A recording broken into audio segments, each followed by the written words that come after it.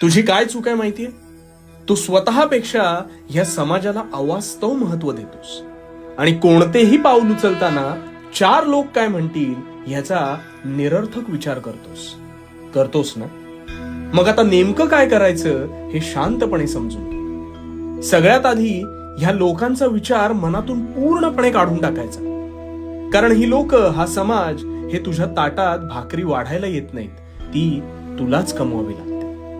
म्हणून कोणतेही काम करताना ते जर तुला पटत असेल, त्यातून जर तुला निरंतर आनंद मिळणार असेल, तर खुशाल ते स्वीकार. ते काम करून त्यातून तुला किती धनप्राप्ती होणार आहे हा विचार करत बसू नकोस. जर तुझं मन त्या कामात रमेल तर लक्ष्मी आपोआपच तुझ्या पदरात पडेल. पण काम करताना ते मात्र प्रामाणिकपणे कर. तुझ्या अंतरात्म्याचा आवाज कधीही लोप पावू देऊ नकोस आणि मग बघ